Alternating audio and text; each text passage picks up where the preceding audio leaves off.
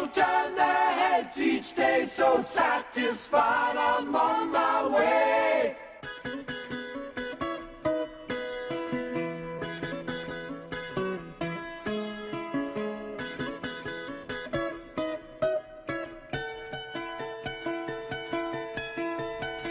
Take a straight and stronger course to the corner of your life. Make the White Queen run so fast, she hasn't got time to make you wife.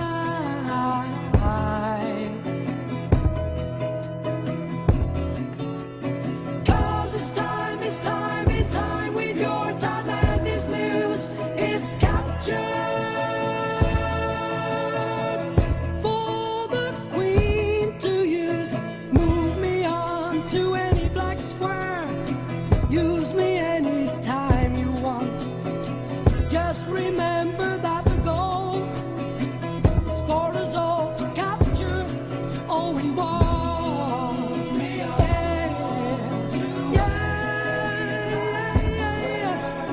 Don't surround yourself with yourself. Move on back to square. Send an instant comment to me. Initial it with loving care yourself. 'Cause it's time and time with your time, and this news is captured. For the Queen to use.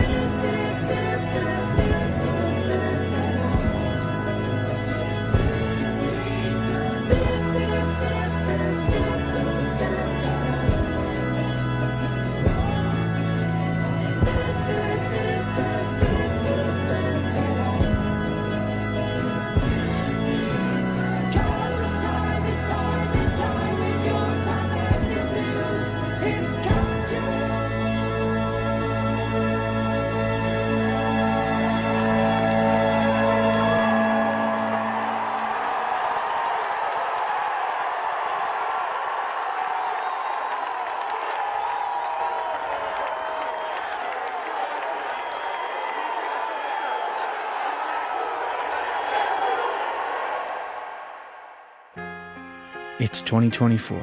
It's almost been a full term that Joe Biden has been in office. We've watched millions of illegals flowing into America, and we've seen crime rates increase because of it. Along with deadly drugs hitting the streets, we've also seen millions of US dollars going to Ukraine. And more importantly, we've suffered the cost of high prices due to Biden economics. The cost of living, gasoline, and groceries are at an all-time high. It's become very evident that under Biden, inflation has taken a toll on US citizens, and we're at a boiling point, unsure of how much more of this we can all take. We know Trump was the true victor of the 2020 election. It's become increasingly evident that rogue forces within the government have tried to destroy America by taking down Trump. They've continued at full speed over the last 4 years, yet no matter how hard they hit, they miss. No matter how hard they try, they failed. Since Biden has taken office, they've arrested Trump, tried him in court, and even tried to assassinate him. Yet no matter what they try to do to take him down, God won't let it. Trump is still commander-in-chief. That's what part 1 of this film was all about. In America, she's going through radical change. It may not be evident to the untrained eye, but before we know it, it'll become common knowledge that the America we are headed toward will be unlike any America we've ever known. In protecting the essential functions of our government via devolution, Trump essentially left the keys to the car for the corrupt deep state as they continued to dismantle the United States from the inside out. This was necessary, and by design, symbolically, the keys he left were to a car with no engine. From the outside, they may appear to have power, but truly, internally, they are powerless. Trump is still commander-in-chief, despite the 2020 election results. The clues are all left in military laws and orders, such as the Military Justice Act, Executive Order 13818, 13848, and 13912. Basically, everything we've covered in the first part of this film series. But let me refresh your memory. When Trump became president, he would need the aid of the world to eradicate the swamp effectively. And to get this sort of power, he went on a tour to the world's most powerful nations and did what he does best: negotiate. This is why the military chose him. With the many nations involved in corruption and via Space Force insight, we had everything. This was the leverage for Trump to make other nations capitulate. In other words, they bent the knee. So, when it comes to getting rid of the deep state, one must realize that to drain the swamp, one must kill the dollar. What this film seeks to cover is what the first film didn't explore, and that is the dangers of our centralized banking system, the plan that Trump and the military have set forth in order to replace it, and the Roaring '20s will soon be celebrating as the largest transfer of wealth Earth has ever seen is on the horizon. We'll also go through key assassinations and attempts on US presidents, including Trump. We'll explore how corrupt the central banking system truly is, and we'll cover key events in our history that led to rocket-high inflation. We'll timeline the sequence of events that led from 9/11, the housing market crash, the inception of crypto, the birth of XRP, the founding of the BRICS Alliance, Trump's Quantum Initiative Act, the quantum financial system, and ultimately, Nasara Jasara. This is your last chance. After this, there's no turning back. You turn this off, the story ends. You wake up in your bed and believe whatever you want to believe. You keep watching, you stay in Wonderland, and I show you how deep this rabbit hole goes. Follow the yellow brick road, the path to prosperity. Like all great tales, symbolism is deeply interwoven into the fabric of stories. At face value, audiences can view a rather shallow presentation in a story. That is until the story continues to play out. That is when hidden messages begin to sprout into our consciousness. Therefore, Follow the Yellow Brick Road from The Wizard of Oz is more than just a whimsical line from a beloved story. It's a metaphorical guide to economic stability and prosperity rooted in the gold standard. Many theories suggest that L. Frank Baum's story, written at the turn of the 20th century, subtly critiques the financial systems of his time and advocates for a return to the gold standard. The Yellow Brick Road then becomes a call to return to a system where money is backed by gold, offering a stable and trustworthy financial foundation. Where Dorothy's journey to the Emerald City symbolizes the quest for financial security and prosperity, the Emerald City, with its green color, represents the ultimate goal of financial security and wealth. The idea of following the Yellow Brick Road to a gold-backed currency system is seen by some as a pathway to a brighter, more secure financial future. It's a vision where monetary value is transparent and grounded in something real and enduring. So, when you hear "Follow the Yellow Brick Road," think of it as an allegorical journey towards economic stability and prosperity, guided by the enduring value of gold. This film is subtitled Yellow Brick Road for that reason. To those paying attention, we have been living in a movie set. And just like in the book or the movie, what we see at face value isn't exactly what the story is about. Coincidentally, the Yellow Brick Road is the perfect analogy for the film we are watching unfold right before our eyes. This film, and the world's. The world is going under radical shift, and to keep the public from scrambling into sheer chaos, the military needed to find the perfect director for this movie. And you can bet they did. They chose Donald Trump. And if you think the last 8 years have been wild, buckle up. We aren't in Kansas anymore. Act 1.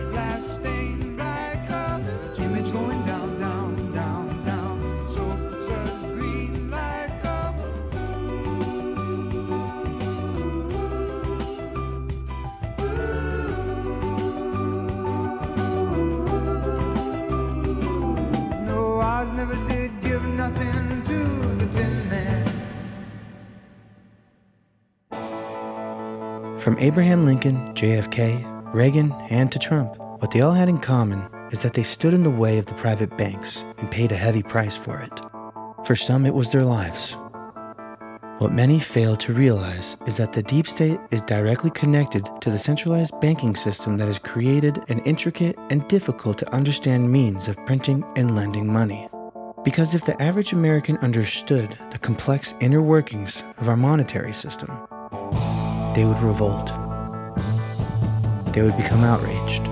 They would realize they've been cheated, enslaved, and conned by a small group of bankers in tandem with the Federal Reserve and the US government. It's almost a given to assume that, like Lincoln, JFK, Reagan, and Trump understood the dangers of our centralized banking system, and regardless of the outcome, they tried to do something about it. During the Civil War, Colonel Dick Taylor proposed a revolutionary idea to President Lincoln. Instead of borrowing money from the banks at high interest rates, the U.S. Treasury could issue its own currency backed by the nation's economic output. This led to the creation of greenbacks, a fiat currency declared legal tender by Congress in 1862. Despite initial challenges and oppositions from banks, greenbacks financed military efforts, infrastructure projects like the Transcontinental Railway, and sparked rapid economic growth. The British, fearing America's prosperity, were worried about Lincoln's financial policy. Tragically, Lincoln's assassination in 1865 led to the abandonment of the greenback.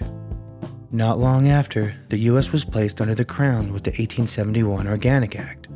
The bar was quickly established thereafter, and what we knew as the U.S. Constitutional Republic became a corporation. What the military and Trump are doing now is bankrupting and dismantling that corporation. In essence, they are killing the Federal Reserve System by first killing the dollar. When done, they'll have taken us back to 1865, so to speak. This is why some have theorized that Trump is the 17th president, or why Q is 17. Because Abraham Lincoln was the 16th president, and every president since then became the president of the U.S. as a corporation, not the constitutional republic. Thereafter, the deep state took necessary measures to ensure another Lincoln would never happen. To secure a centralized banking system well into the future of America, the Federal Reserve Act was passed in 1913. The Federal Reserve Act of 1913 created the Federal Reserve System, establishing a central banking structure in the U.S. Attempts had been made prior to establishing a secure centralized banking system throughout American history, such as in 1791 with the First National Bank. After that charter expired, the Second Bank of the United States was created in 1816. G. Edward Griffin, author of Creature from Jekyll Island, explains what the Federal Reserve actually is.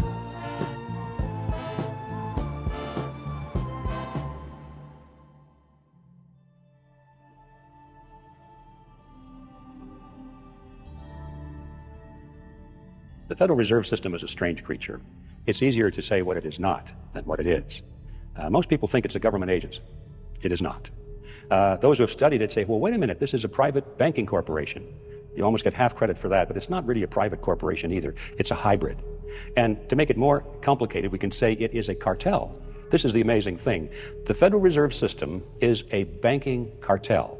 It's no different than a banana cartel or an oil cartel or the sugar cartel. It just happens to be a banking cartel. It's a group of very large and powerful private banking interests who have gotten together in a cartel arrangement, and they brought the federal government into it as a partner in order to use the force of law to enforce the cartel agreement. You see, with most cartels, if a member of the cartel wants to break out or violate the agreement, if they fix prices, for example, and one of the members of the cartel wants to raise the prices contrary to the agreement, there's no way for them to discipline the member of the cartel and force him to stick with the agreements. But if you bring the government into the arrangement and convert the agreement into law, now all members are required by law to keep the agreement or they go to jail. So this is why cartels always, throughout history, have always tried to form a partnership with the government, whatever government is in the locale where they operate. And so we come to the amazing conclusion that the Federal Reserve System is basically a cartel a banking cartel that has gone into partnership with the federal government of the United States so that the federal laws can be used to enforce the cartel agreement. Now that's a real shock. It was to me because, you know, when I started in this process of research, I thought, like most people, that the Federal Reserve was an agency of the government and that it was formed to protect the people, to protect you and to protect me and to stabilize the economy and to make sure that we didn't have much inflation or unemployment or all these bad things. And you know, when the chairman of the Federal Reserve comes before Congress or before the television cameras and he's asked to explain why they raised the interest rates this month or why they lowered them or whatever they did, the chairman always says, well, we did it for you folks. We did it in order to cool down the economy or to stimulate the economy or to create more jobs or whatever. It's always expressed in terms of, we did it for you folks. It wouldn't go too well if they said, well, we really did it because it helped the banks. People would say, what did he say? You know, but you can imagine the head of the banana cartel saying, well, why did you raise the price of bananas this month? Well, we did it for you folks to make sure that, that there would be enough stimulus in the economy that we would always have bananas. You see. Anyway, back to the question. What is the Federal Reserve System? It is a cartel, and it's a hybrid organization. There are very few like it in existence. It seems to have some of the characteristics of a government agency because the government is involved, and it seems to have some characteristics of a private corporation because it's actually owned by private banks. But it's neither of the two. It's a hybrid. And when it comes to ownership, for example, the member banks actually own the Federal Reserve System, but those certificates of ownership do not carry the usual prerogatives of ownership. For example, the banks can't sell the shares. If you can't sell something, you don't really own it. And they can't even vote for their board of directors, you see. So what's this ownership business? It's merely a kind of a facade. It's a name, it's a word they give to it. Well, it's owned by the banks, but in reality, it is really a hybrid. It's a cartel that operates under the protection of the federal government, and the government has given it a monopoly, a virtual monopoly, to create the nation's money supply. Now, I have no doubt that the members of the Federal Reserve System, the banking cartel, want to see the economy as strong as possible. They don't want to kill the goose that laid the golden egg. But you can be sure that when there is a conflict between the advantage of the cartel or the purposes of the nation at large, there has to be no choice. They always go for the purpose of the cartel because that is who they are. That is who employs them. That's where their money comes from. That's the reason for being. Now, the purpose of the Federal Reserve System really is to protect the large member banks from competition and to preserve their profit margins. And as we've seen in late, when some of the banks get into trouble, the purpose of the Federal Reserve System comes to the fore, which is to pass on the losses of the banks to the taxpayers. They do this through Congress, generally. Remember, Congress is a partner with the Federal Reserve System. And they go to Congress and they say, well, the banks are in trouble. Now, we don't want the banks to fold because that would be bad for the economy, right? That would be bad for you folks. And so, since it's for you folks that we're doing this, the congressmen kick in the extra money to bail out the banks, to guarantee the loans, to guarantee the interest payments from the countries that are going bankrupt and can't make their interest payments to the bank and so forth, whether it's Mexico or China or Russia or some country in Africa or Asia. They cannot pay, so they come to Congress. Congress says, we'll pay for them. And it seems like it's a humanitarian thing, when in reality, all they're doing is transferring tax dollars from you and from me to these countries so they can continue to make interest payments to the banks, so the banks don't have to write off these loans as bad loans. So that's another purpose of the Federal Reserve System, is to pass off the losses of the cartel members to the taxpayers. Most people don't realize that, but when you see how it has operated over the years, it's very clear. The purpose of the Federal Reserve System is to promote the best interests of the banking members of the cartel. So what we have here is a banking cartel which has gone into partnership with the federal government, and they've used this cozy relationship so that the government has given the banks the power to create the nation's money supply. The banks now, these private banks, have the monopoly over the nation's money supply. And that's not too shabby a deal.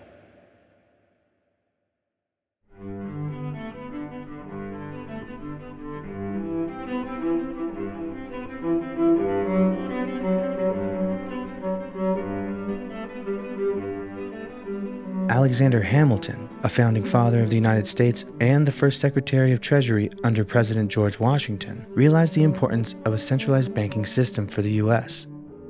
Although many U.S. presidents have opposed central banking, such as Andrew Jackson, Ulysses S. Grant, and John F. Kennedy, when JFK took office as President of the United States in January 1961, he inherited an economy that was experiencing a period of slow growth and challenges. present state of our economy is disturbing. We take office in the wake of 7 months of recession, 3.5 years of slack, 7 years of diminished economic growth, and 9 years of falling farm income. Business bankruptcies have reached their highest level since the Great Depression. Since 1951, farm income has been squeezed down by 25%. Save for a brief period in 1958, insured unemployment is at the highest peak in our history. Executive Order 11,110, issued by JFK on June 4, 1963, authorized the Secretary of the Treasury to issue silver certificates against silver bullion, effectively bypassing the Federal Reserve's authority to control the money supply through issuing currency. This order aimed to increase the supply of silver-backed currency in circulation. The same day, Kennedy signed H.R. 5389, repealing the Silver Purchase Act of 1934, eliminating a tax on silver transfers and allowing the Federal Reserve to issue $1 and $2 bills alongside existing notes. In short, JFK moved power back into the Treasury and away from the Federal Reserve. If the Treasury could issue its own money, backed by silver, the deep state would have another Lincoln on their hands soon. And that's why many believe Executive Order 11,110 to be the reason JFK was assassinated.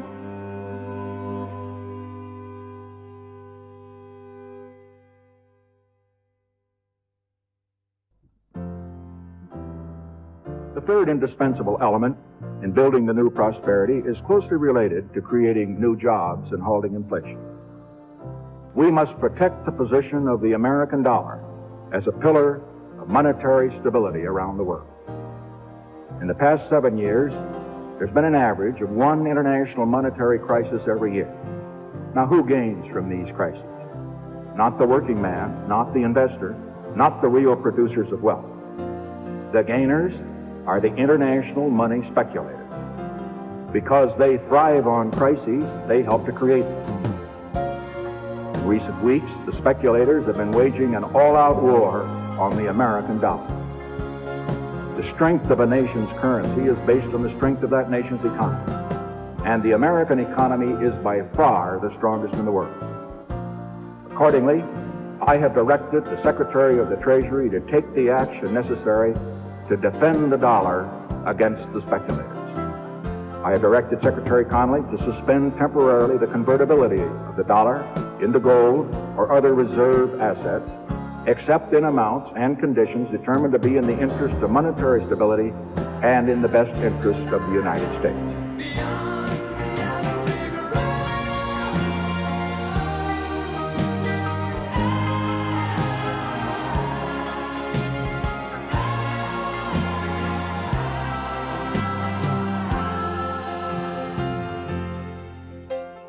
Richard Nixon took the United States off the gold standard on August 15, 1971. This action is often referred to as the Nixon Shock. Nixon announced the suspension of the dollar's convertibility into gold, which effectively ended the Bretton Woods system of international financial exchange and moved the U.S. to a system of floating exchange rates. When Ronald Reagan took office as President of the United States in January 1981, he inherited a struggling economy characterized by high inflation, high unemployment, and economic stagnation. Eventually, Ronald Reagan would almost meet the same fate as Kennedy and Lincoln. Ronald Reagan believes government causes inflation, not business, not labor. In the 1960s, the federal government decided to stop tying the value of the dollar to gold. This permitted them to print as much money as they wanted to spend. And that's why we've had this crippling inflation. We'll never regain price stability until we restore some form of gold backing to the dollar. As president, my first priority will be to make the dollar the most trusted currency in the world.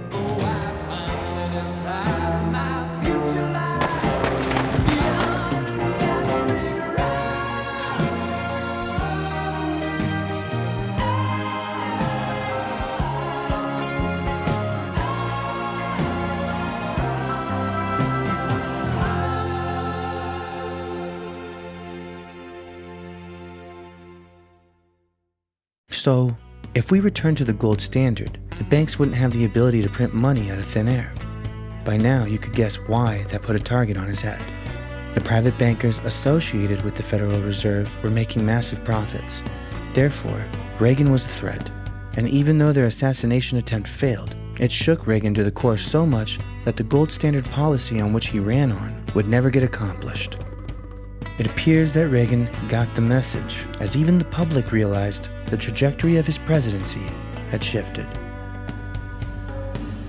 If we're going to stop inflation, we must do it now.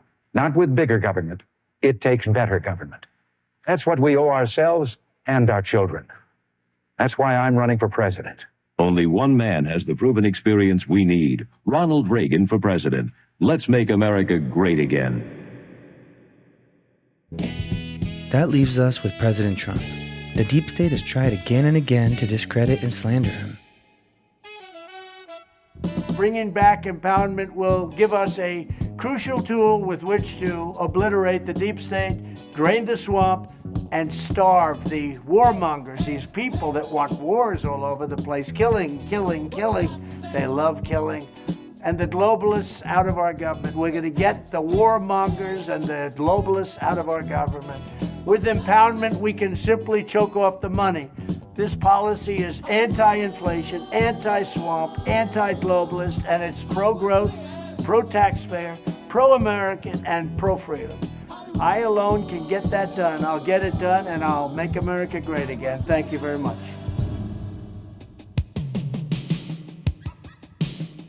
They tried him in court. It didn't work. They tried to kill him. That didn't work either. When the military chose Trump to be the man that would change the tide of our financial establishment, they knew he had the power and the courage to face the inevitable difficulty in taking down the deep state. Trump has criticized the Federal Reserve in the past, and he has also expressed his desire to integrate the U.S. Treasury to the Fed in order to provide more checks and balances on its bond purchases. He recently announced at the Bitcoin conference in Nashville that he would fire the head of the SEC immediately upon taking office. Let it grow. On day one, I will fire Gary Gensler and appoint a new SEC chairman.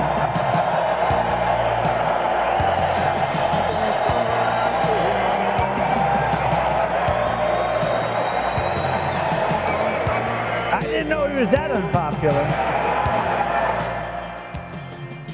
More importantly, the Fed has much to worry about regarding cryptocurrency, which is rapidly taking hold of the world economic system, mainly because many cryptocurrencies are finite, meaning there is a cap to how many coins there are. This brings intrinsic value to a coin, which can be traded digitally without banks intervening. A cryptocurrency like Bitcoin will only ever have 20 million in existence. No new Bitcoins can be mined or created after that number is achieved. This hard limit on the total supply of Bitcoin is a key feature of Bitcoin's monetary policy, designed to create scarcity and prevent inflation. Trump has supported crypto and even accepts cryptocurrency donations. Trump has been vocal about his stance against CBDCs, stating, Tonight I'm also making another promise to protect Americans from government tyranny. As your president, I will never allow the creation of a central bank digital currency. You know about that? Cryptocurrency is made possible by utilizing a ledger on a blockchain, which can never be erased or edited. A blockchain ledger is a decentralized distributed digital ledger that records transactions across multiple computers in a way that ensures the security, transparency, and immutability of the data. Take into consideration, future companies like Meld Gold will be backed by gold and will also be used on the XRP ledger system. XRP being a lightning-fast crypto that much of the world is adopting into its systems as we speak. We'll cover more on that later. But are we starting to see more reasons why the deep state wants Trump dead? To drain the swamp means to kill their power. To kill their power means to kill the dollar. Can you see the steps unfolding that will finally make this possible?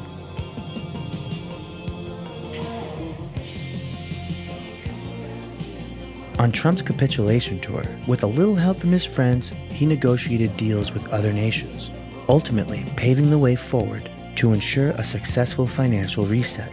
not just for the United States, but for the world. What does a successful financial reset imply?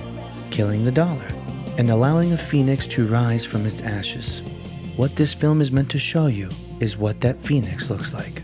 Through a timeline of events, this film will explain the dangers of centralized banking, fiat currency, and inflation, and it will do so by exploring key takeaways from 9/11, the 2008 housing market crash, the birth of crypto, and the founding of the BRICS Alliance in 2009, to the birth of XRP in 2012, and the Quantum Initiative Act of 2018, and what's to follow because of it. We'll revisit key moments of the capitulation tour, all to explain further the efforts and success of Trump, our military, and a budding world alliance, BRICS, and taking down the US dollar. And lastly, we'll cover the arrival and implementation of the quantum financial system. And with it, we'll understand that a hopeful future for Americans and citizens of the world is on the horizon. Don't just blindly believe what is to be shown here. Let it guide you, and by doing your own research, you will earn the reward of understanding, and will be better able to explain this to your peers. And the hope that you had forgotten will return in greater strength than ever before. Buckle up, enjoy the ride, and by the end, you'll realize yet again why they call this the greatest show on earth.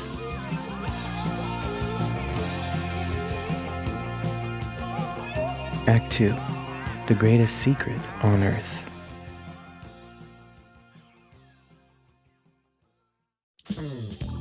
One of the greatest dangers of a centralized banking system outside of the US government is that private bankers own our money supply and therefore have direct control of the US economy. A more dangerous factor is a centralized banking system that operates on fiat currency, monopoly money. That's because of the dangers of inflation. You ever wonder why the price of basic commodities keep rising every year, yet salaries and hourly wages don't? That's inflation.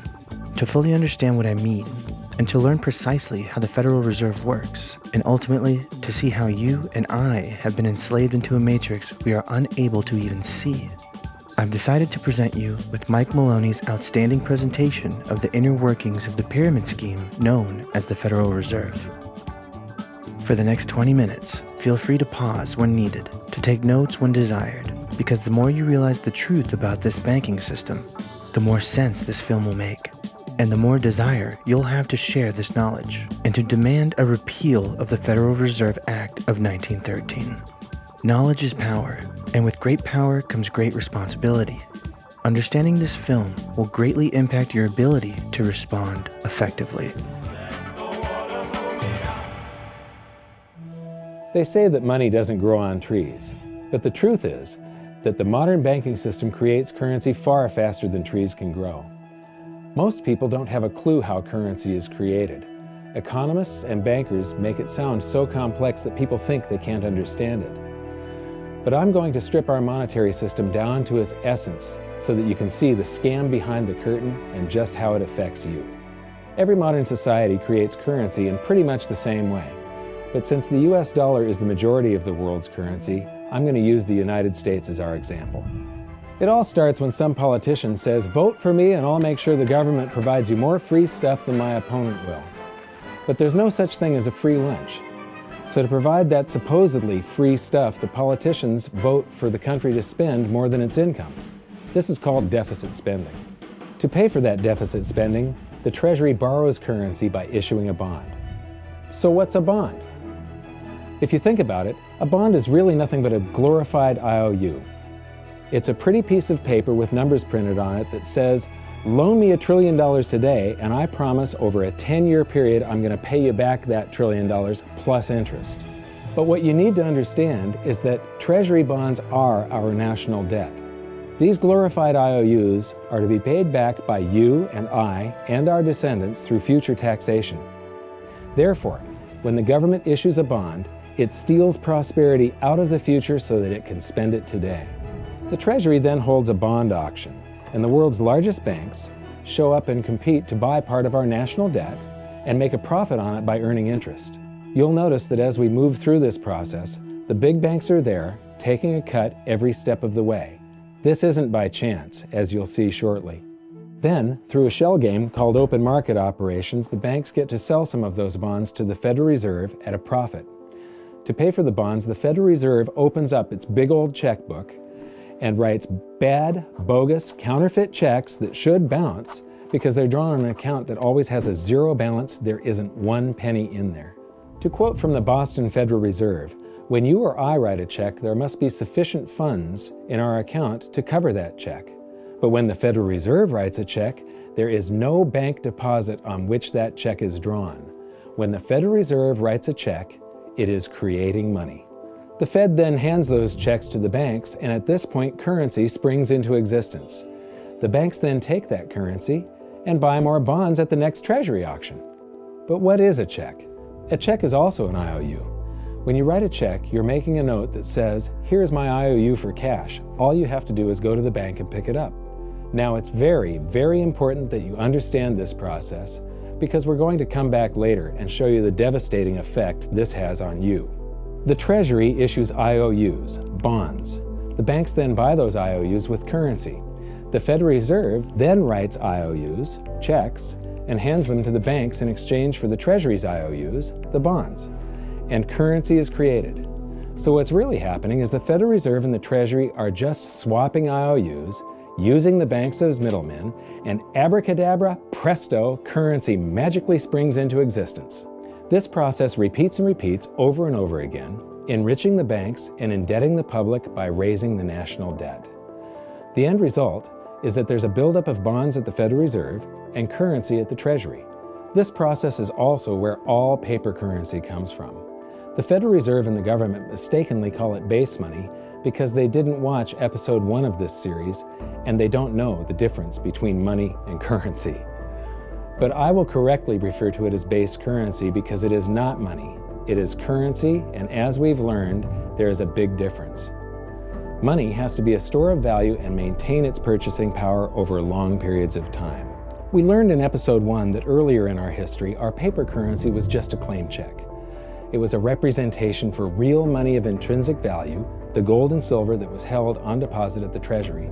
You could walk into any bank and slap your currency, like say a $20 bill, on the counter and redeem it for real money, a $20 gold piece. But now, this base currency that's piling up back here is really nothing but a receipt or a claim check on an IOU, that bond.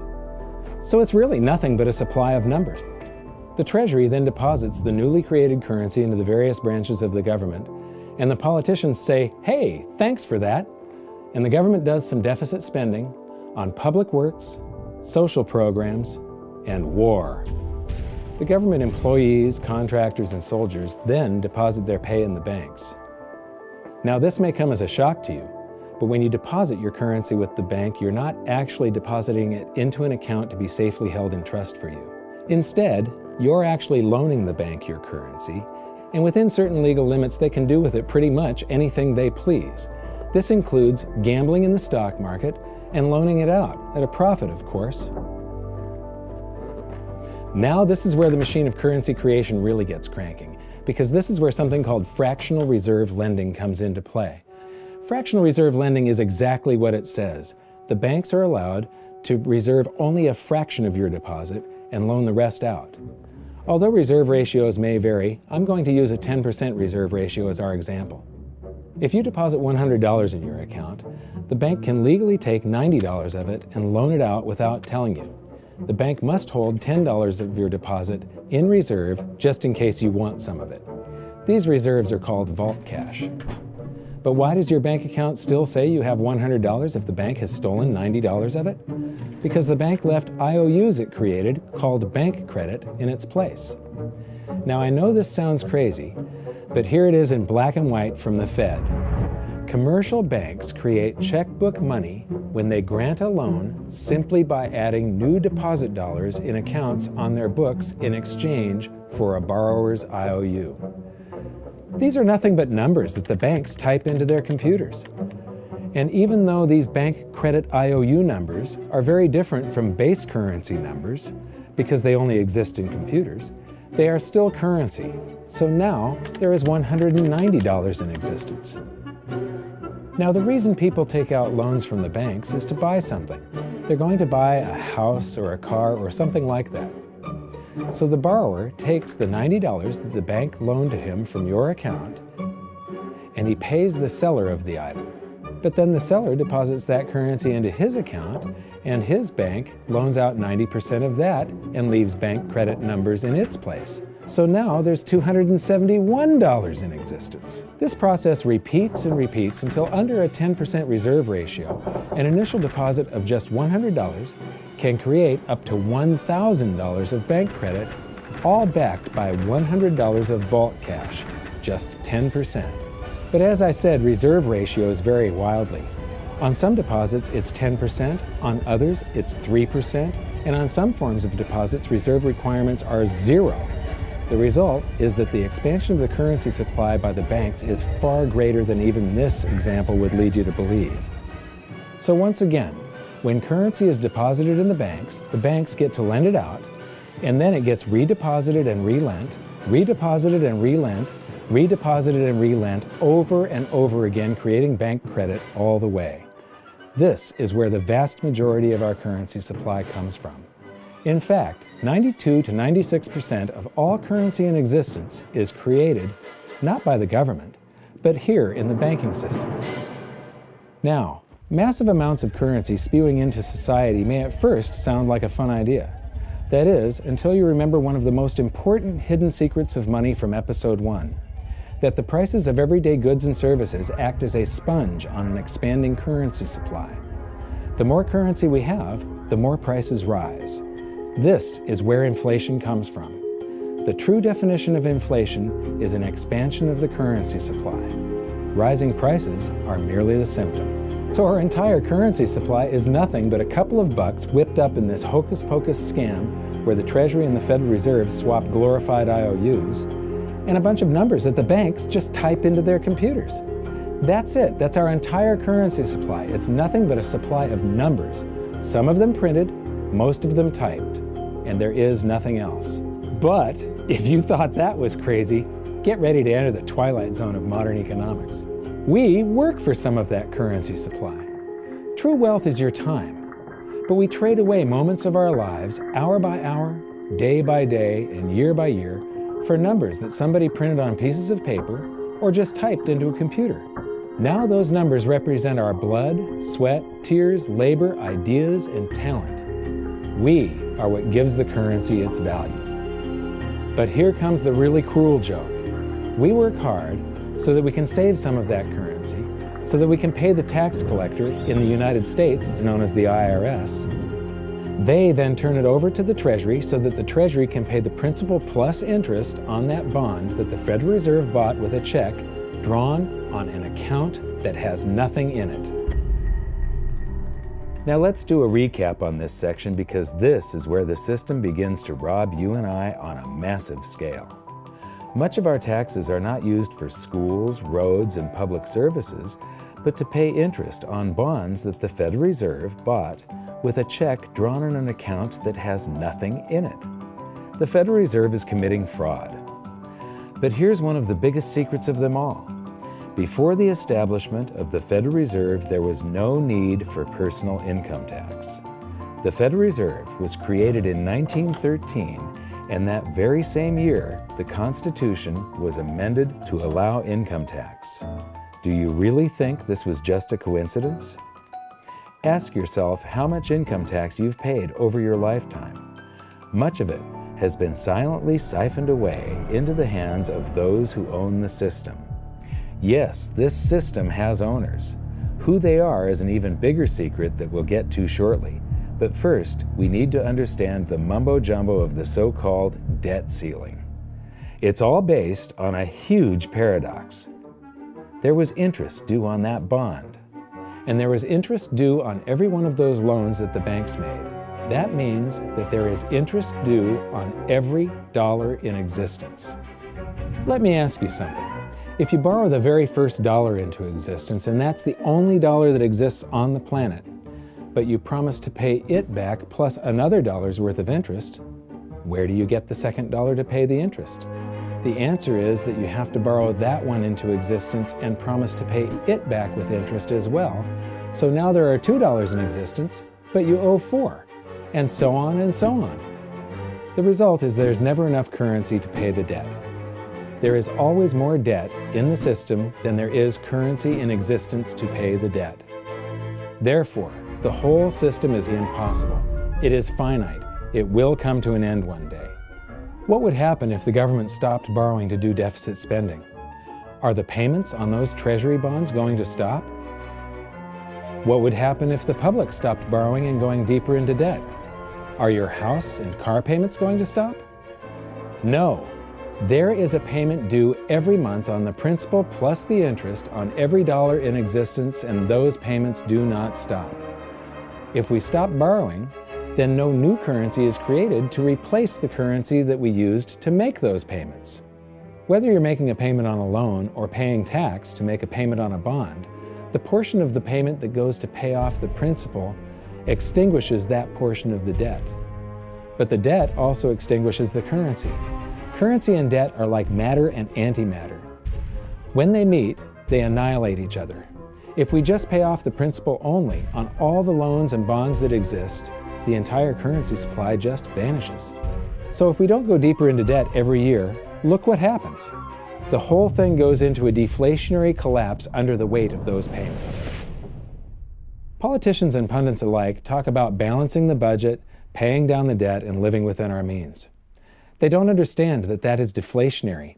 It is impossible to do under our current monetary system without collapsing the whole economy. This is why any talk of a debt ceiling is not only ridiculous, it's delusional. The system is designed to require ever-increasing levels of debt just to continue. And that's why politicians will always kick the can down the road and raise this so-called debt ceiling over and over again until the whole system finally collapses under its own weight. In other words, they don't want it to collapse on their watch. The Founding Fathers of the United States knew the dangers of central banking and fought to free themselves from this very thing. The Revolutionary War started out as a tax revolt, but now we must pay tax just to have a monetary system. Having just suffered through the hyperinflation of the continental dollar, which was printed into oblivion to finance the Revolutionary War, they understood the dangers of fiat currency and debt-based monetary systems. So to protect future generations from institutional theft and out-of-control government, they wrote into the Constitution that only gold and silver can be money for the simple fact that you can't print them. Our current system is not only unconstitutional, but it robs us of the liberty and prosperity our forefathers fought and died for. We are all feeling the effects of ignoring the Constitution right now. By forcing more currency into circulation, our purchasing power is diluted. Inflation is a slow and insidious stealth tax that is simply the result of this debt-based monetary system. This system empowers and benefits those who create the currency and receive it first, as they get to spend it into circulation before it has an effect on the economy. They're stealing purchasing power from you and transferring it to the banks and the government every hour of every day because of this false monetary system. And it's not like the people at the top don't know this. To quote the Federal Reserve, the decrease in purchasing power incurred by the holders of money due to inflation imparts gains to the issuers of money. This is a fraud. It is a pyramid scheme, it is a Ponzi scheme, it's a scam, and it's a lie. Our entire monetary system is nothing but a form of legalized theft. But here's the biggest con job of them all. The Federal Reserve is not federal, it has stockholders. There is no federal agency that has stockholders. What's a stockholder? A share of stock represents a percentage of ownership in a corporation. So the stockholders are the owners of that corporation.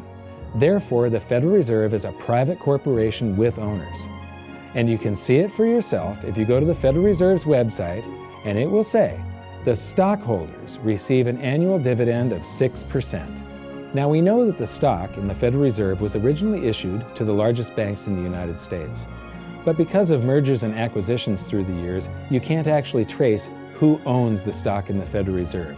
That's a very closely guarded secret. My guess would be that the owners are those primary dealers, the banks that get to make a profit by selling part of our national debt, those bonds, to the Federal Reserve who buys them with a check from nothing. Then we pay tax to pay the principal and the interest on those bonds so that the Federal Reserve can pay the banks a 6% dividend. Don't be alarmed if you don't quite comprehend the deception of this system at first glance. Very few people do. It is purposely complex.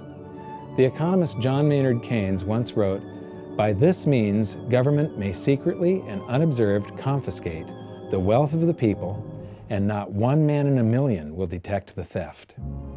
I believe that presented correctly, anyone can understand this system, regardless of how complex it is. So let's do a recap and break it down even more. The way the system works is that, step 1, the government creates glorified IOUs. These bonds increase our national debt and put the public on the hook to pay it back. Step 2, IOUs are swapped to create currency. The Treasury sells the bonds to the banks. The banks then turn around and sell our national debt at a profit to the Federal Reserve, which they probably own. The Federal Reserve then opens its checkbook that doesn't have a penny in it and buys those IOUs with IOUs that it writes, checks, on a checking account that has a zero balance. Then they give those checks to the banks and currency just springs into existence, and then the whole process repeats. This results in a buildup of bonds at the Federal Reserve and currency at the Treasury, which is really just a supply of numbers. The Treasury then deposits the numbers in the various branches of the government, and we get to step 3. The government spends the numbers on promises, public works, social programs, and war. Then the government employees, contractors, and soldiers deposit their pay into the banks, and we get to step 4, where the banks multiply the numbers by magically inventing more IOUs through fractional reserve lending, where they steal a portion of everyone's deposit and lend it out. That currency gets redeposited, and then a portion is stolen again, and the process repeats over and over, magnifying the currency supply exponentially. Then we work for some of those numbers, which brings us to step 5, where our numbers are taxed. We pay tax to the IRS, who then turns our numbers over to the Treasury, so the Treasury can pay the principal plus the interest on bonds that were purchased by the Federal Reserve with a check from nothing. Then we get to step 6, the debt ceiling delusion. The system is designed to require ever-increasing levels of debt and will eventually collapse under its own weight because politicians always kick the can down the road. They don't want it to collapse on their watch. And finally, step 7, the secret owners take their cut. The world's largest banks own the Federal Reserve. Those banks make a profit selling our national debt to the Fed. They make a profit when the Fed pays them interest on the reserves held at the Fed, and the Fed pays them a 6% dividend on their ownership of the Fed. This system is fundamentally evil. It funnels wealth from the working population to the government and the banking sector. It is the cause of the artificial booms and busts of modern economies, and it causes great disparity of wealth between the rich and the working class. And it is only possible because we no longer use real money, we use currency. But worst of all, it is a form of enslavement. Bond is the root word of bondage. Whenever a government issues a bond, it is a promise to make us pay tax in the future. Nobody asked you if you wanted to pay tax today for the prosperity we all enjoyed in the last century. Nobody is asking our children if they want to work hard in the future to pay for the prosperity we're enjoying now. George Washington once wrote to James Madison, "No generation has the right to contract debts greater than can be paid off during the course of its own existence."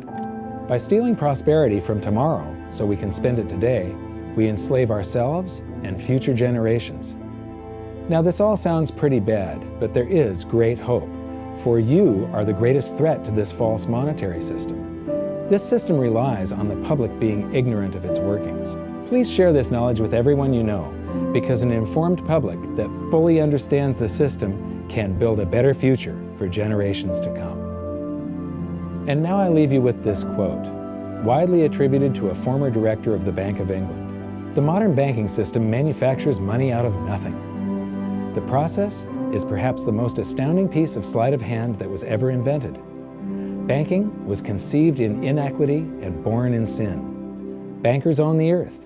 take it away from them, but leave them the power to create money and control credit, and with the flick of a pen, they will create enough money to buy it back again.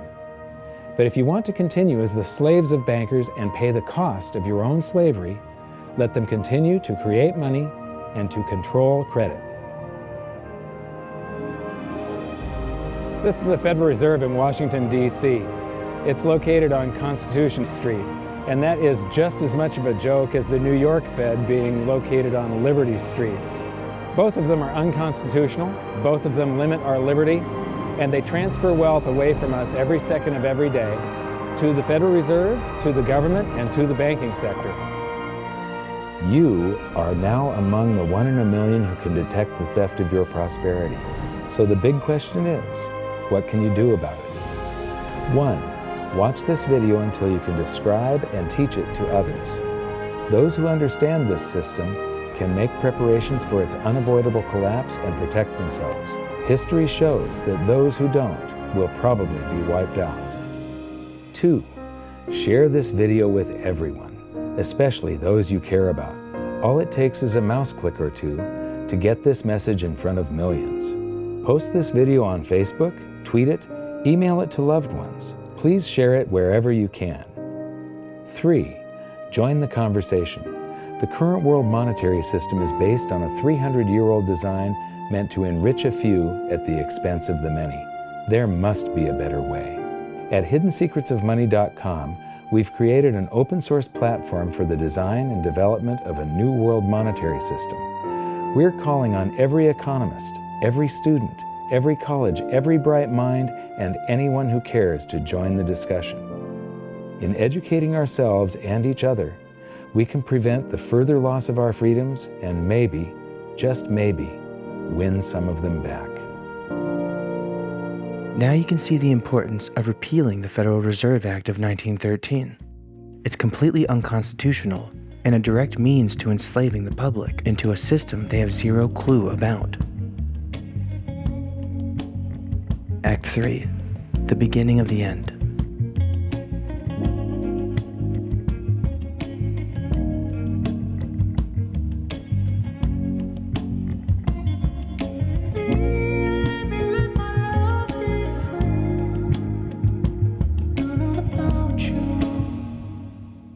Centralized banking combined with fiat currency eventually leads to massive inflation, and that's all that's needed to kill an economy. But if you combine that with the greed of evil men, the inflation grows out of control and the collapse of a society can be assured, leaving just a few to profit from a completely destroyed America. So, over the last 2 decades, a deep state plan to destroy America from the inside out had rolled out until the military stepped in. Let's have a look at how it began. We are having some technical difficulties, which is totally understandable when you try to do ad hoc reporting and getting information to you as fast as we possibly can and making sure that it's accurate at the same time. So Donald Trump is on the line. I mean, we know him as the man behind lots of real estate in Manhattan. And of course, Donald, I understand you were actually a witness to what happened this morning. Well, I have a window that looks directly at the World Trade Center, and I saw this huge explosion. I was with a group of people, and I really couldn't even believe it. And even, I think, worse than that, for years I've looked right directly at the building. I'd see the Empire State Building in the foreground and the World Trade Center in the background, and now I'm looking at absolutely nothing. It's just gone, and it's just hard to believe. There's a great deal of question about whether or not the damage and the ultimate destruction of the buildings was caused by the airplanes, by architectural defect, or possibly by bombs or aftershocks. Do you have any thoughts on that? Well, it was an architectural defect. You know, the World Trade Center was always known as a very, very strong building. Don't forget, that took a big bomb in the basement. Now, the basement is the most vulnerable place because that's your foundation, and it withstood that. And I got to see that area about 3 or 4 days after it took place because one of my structural engineers actually took me for a tour because he did the building. And I said, I can't believe it. The building was standing solid and half of the columns were blown out. I mean, so this was an unbelievably powerful building. If you know anything about structure, it was one of the first buildings that was built from the outside. The steel, the reason the World Trade Center had such narrow windows is that in between all the windows, you had the steel on the outside. So you had the steel on the outside of the building. That's why when I first looked, and you had big, heavy I-beams, when I first looked at it, I couldn't believe it because there was a hole in the steel. And this is steel that was, you remember the width of the windows in the World Trade Center, folks. I think you know, if you were ever up there, they were quite narrow. And in between was this heavy steel. I said, how could a plane, even a 767 or 747 or whatever it might have been, how could it possibly go through the steel? I happen to think that they had not only a plane, but they had bombs that exploded almost simultaneously, because I just can't imagine anything being able to go through that wall. Most buildings are built with the steel is on the inside around the elevator shaft. This one was built from the outside, which is the strongest structure you can have, and it was almost just like a can of soup. You know, Donald, we were looking at pictures all morning long of that plane coming into building number 2, and when you see that approach the far side, and then all of a sudden, within a matter of a millisecond, the explosion pops out the other side. Right. I just think that it was a plane with more than just fuel. I think, obviously, they were very big planes. They were going very rapidly, because I was also watching where the plane seemed to be not only going fast, it seemed to be coming down into the building. So it was getting the speed from going downhill, so to speak. It just seemed to me that to do that kind of destruction is even more than a big plane, because you're talking about taking out steel, the heaviest caliber steel that was used on a building. I mean, these buildings were rock solid. And, you know, it's just an amazing thing. This country is different today, and it's going to be different than it ever was for many years to come.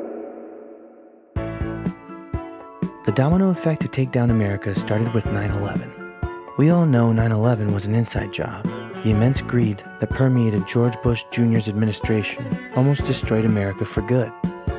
The obvious signs that this was planned include Larry Silverstein's purchase of insurance on the buildings just prior to the collapse, Building 7 collapsing with absolutely no sound reason, and to note, in demolition fashion, the Twin Towers falling as well in demolition fashion, to the missile, not airplane, being shot at the section of the Pentagon that was in charge of finance investigation. 9/11 was a psyop, a psychological operation to MKUltra the masses into giving up their civil liberties willingly. Have a look at this letter written for President Trump from Scott Bennett, a U.S. Army Psychological Operations Officer who worked in the U.S. Central Command's Joint Interagency Operations Center. Dear President Trump, as a military officer and also contractor for Booz Allen Hamilton, I was assigned to the Joint Interagency Operations Center at U.S. Central Command, where I identified, tracked, and reported on terrorists, their financial donors, networks, banks, and activities. Part of my mission was to investigate, discover, and expose all acts of waste, fraud, and abuse by terrorist financing operations director Dov Zekheim, who was my senior supervisor. It was known that Dov Zekheim had secretly arranged for $2.3 trillion to be misappropriated through Pentagon channels when he had been the Pentagon Comptroller. I was assigned the task of penetrating Dov's terrorist financing operations, which involved his son, Roger Zakhan, who is a lawyer at the House Armed Services Committee, an Iraqi named Abdullah Aziz, with close ties to Rudy Giuliani, and the law firm Covington & Burling. The auditors investigating this matter were conveniently killed in a missile strike upon the Pentagon Office of Naval Intelligence on September 11, 2001. This missile strike was concealed as a plane attack, which was a deception operation. I briefed your attorney Michael Cohen about these matters in 2015 and 2016, which may be one of the reasons he has been targeted by deep state shadow government loyalists.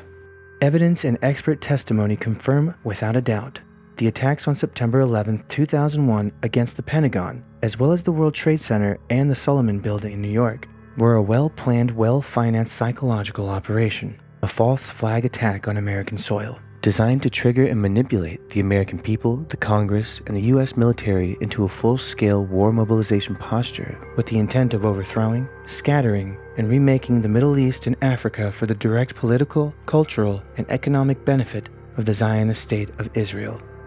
9/11, although seemingly coherent, has led to a multi-trillion-dollar nightmare for Americans. Because of your success in attacking the deep state with your sealed indictments and other measures, and because of the failure of the DNI, CIA, FBI, and DOJ Russian hoax, as well as great fear that your forthcoming summit with Vladimir Putin will be a great success, I fear for your life and pray for your safety. You are our chief law enforcement officer, not just our commander-in-chief. It is my hope that this memorandum, combined with the other memoranda you are receiving from other informed patriots, will be helpful to you during the Helsinki summit, where I and many others hope that you and President Putin will share intelligence on 9/11, who did it, how they did it, and why they did it, face to face. I believe that your leadership in placing the truth about 9/11 before the public will finish the job of taking down the deep state and the shadow government.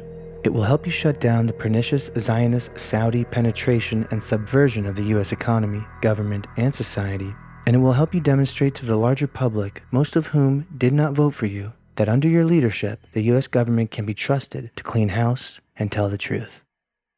Very respectfully, Scott Bennett. It's imperative to understand what Bennett means when he writes, 9/11 was a well-planned, well-financed psychological operation, a false flag attack on American soil. Maybe it was financed by the Pentagon's missing $2.3 trillion, and so well planned, they destroyed all the evidence of it. This is why Building 7 collapsed and a missile was shot at the Pentagon. Designed to trigger and manipulate the American people, the Congress, and the U.S. military into a full-scale war mobilization posture with the intent of overthrowing, scattering, and remaking the Middle East and Africa for the direct political, cultural, and economic benefit of the Zionist state of Israel. If Bennett writes that the war was for the political, cultural, and economic benefit of the Zionist state of Israel, then maybe the private owners of the Federal Reserve are directly tied to the Zionist state of Israel. It would make sense that they've already infiltrated our government to influence policy changes in their favor, wouldn't it? Have a look at how many members of Congress have dual citizenship with Israel. This would mean the direct economic benefit of the Zionist state of Israel means the direct benefit of the private owners of the Federal Reserve banking system. Let me explain further. Bennett mentions the Middle East and Africa. This correlates to Iraq in the Middle East and Libya in Africa. Remember from Act 1, they will try to kill anyone who stands in their way. Saddam Hussein was planning to introduce a gold-backed currency in Iraq, while Muammar Gaddafi was planning on rolling out a gold-backed currency in Libya. These plans directly challenged the dominance of the US dollar in the global oil market. The idea was that Iraq, under Saddam's regime, and Gaddafi, under Libya's, sought to trade oil in a currency other than the US dollar, possibly in euros or a new gold-backed dinar. What did the deep state do when they perceived this threat? In the case of Saddam Hussein and Gaddafi, the CIA infiltrated the minds of their public to turn on their leader. They bought and paid for terrorist extremists to lead the opposition against their competition. As news of Saddam Hussein's execution spreads across the globe, reactions within Iraq are mixed. Many Iraqis watched the execution on television. Afterwards, some celebrated in the streets. In the Baghdad slum of Sadr City, some paraded an effigy of Saddam hanging from the front of a truck. But much of how Iraqis feel about the execution depends on their tribal loyalties and whether they're Shia or Sunni. Muammar Gaddafi killed this morning when rebel forces overwhelmed his hometown of Sirte. Sirte was the last bastion of resistance against the rebels who toppled Gaddafi 2 months ago. Look at Libya. Look at Iraq. Iraq used to be no terrorists. He would kill the terrorists immediately. It was like, now it's the Harvard of terrorism. Iraq. If you look at Iraq from years ago, I'm not saying he was a nice guy, he was a horrible guy, but it was a lot better than it is right now. Right now, Iraq is a training ground for terrorists. Right now, Libya, nobody even knows Libya. Frankly, there is no Iraq and there is no Libya. It's all broken up. They have no control. Nobody knows what's going on. So the world would be better off with Saddam Hussein 100%. And Gaddafi in power? 100%. Now, as far as Assad is concerned. What about the human rights abuses? Let's talk about, well, you don't think they're happening now? They're worse now than they ever were. People are getting their heads chopped off. They're being drowned. Right now, they're far worse than they were ever under Saddam Hussein or Gaddafi. I mean, look what happened. Libya's a catastrophe. You look at our ambassador as an example, okay? Libya is a disaster. Iraq is a disaster. Syria is a disaster. The whole Middle East. And it all blew up around Hillary Clinton and around Barack Obama. It all blew up. Are you starting to realize who the deep state is?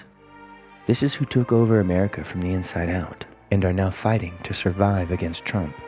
Some would say Trump loves Israel, but if anyone knows how to use a Trump card, it's Donald. So in their attempts to stop their competition, they inadvertently created more problems at home. Their greed for power ruined our economy. In 2000, the US debt was $5.5 trillion. By the end of George Bush Jr.'s presidency, it had doubled to $10 trillion.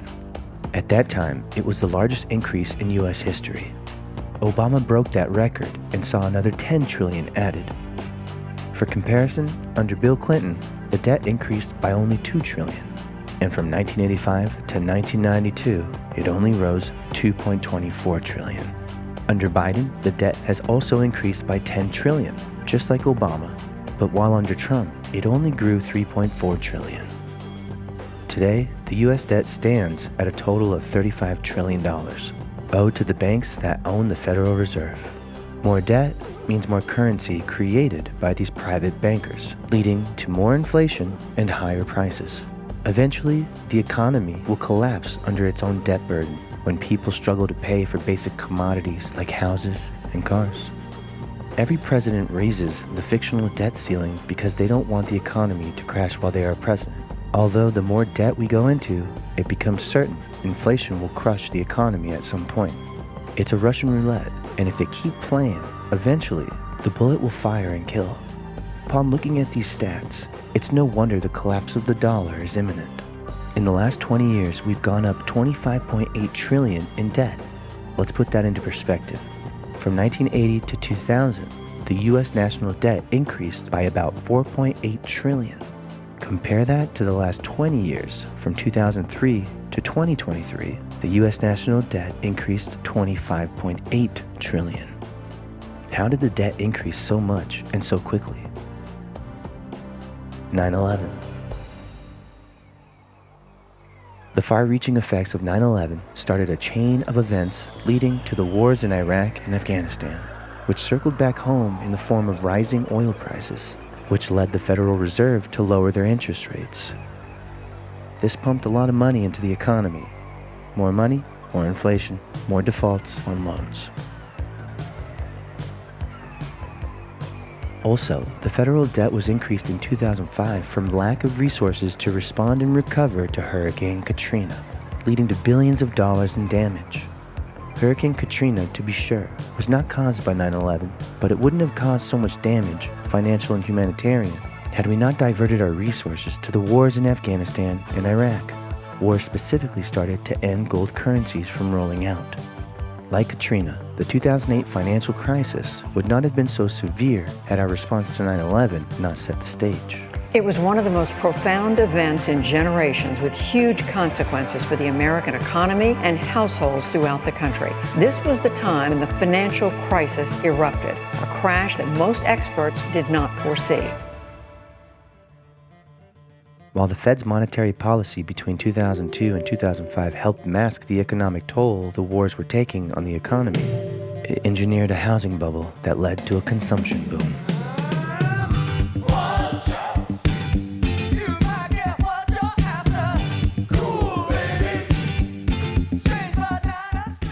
As we all know, that bubble burst by September 2008. One of the outcomes of increased money circulation in the economy, coupled with low interest rates, was that the banks could attract home buyers by offering adjustable rate mortgages with initially low interest rates. However, the Federal Reserve couldn't sustain these low rates indefinitely.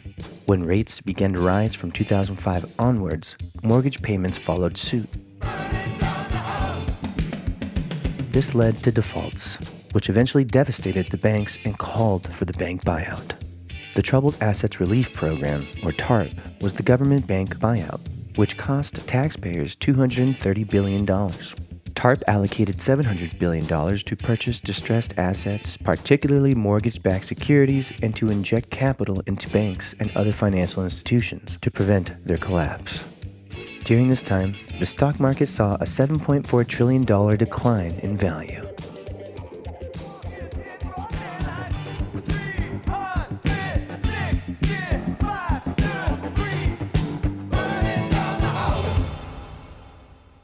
With 10 trillion in debt and counting, did we reach a pivotal point of no return? I believe this is when the military stepped in and developed a plan to fix it.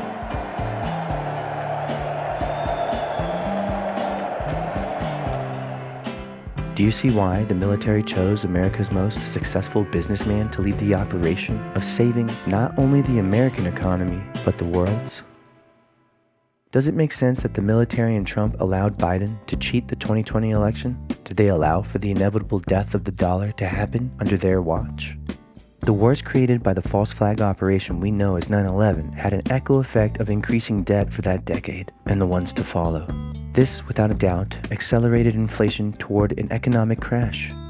It appears the goal was to bring the American public down to its knees, into a state of dependence upon the federal government.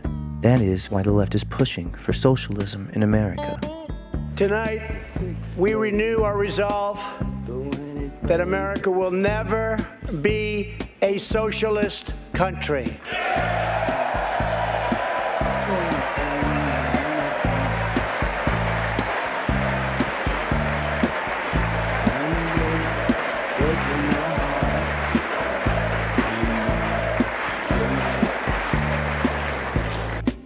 So to recap, the deep state private bankers tied to the state of Israel, who quite possibly own the Federal Reserve, thrive and benefit from war by driving government borrowing.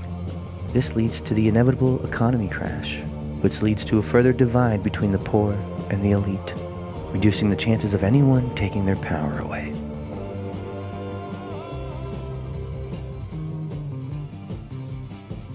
How do we break this cycle? We need to repeal the Federal Reserve Act of 1913, but being that our government has already been heavily infiltrated, this wasn't going to happen straightforward. Therefore, the military stepped in, and to ensure the survival of the United States, its Constitution, and economy, I believe they invented a solution, a means to decentralize banking. And just 4 months after the housing market crash, on January 3rd, 2009, Bitcoin was born, the world's very first cryptocurrency.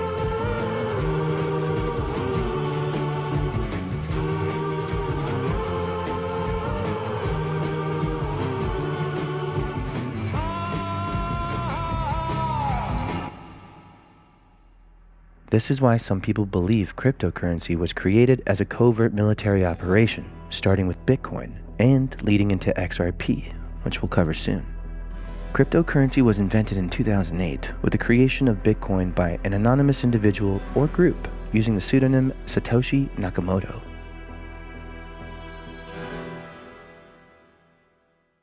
When we reflect upon the damaging effects of the Federal Reserve banking system and the inflation that has since followed, despite central banking's claims, inflation remains unchecked, evident with prices outpacing wages. Central banking is no longer working. Its damaging effect on our economy has reached its zenith, and it will soon be obsolete. What's the best way to decentralize banking? Crypto.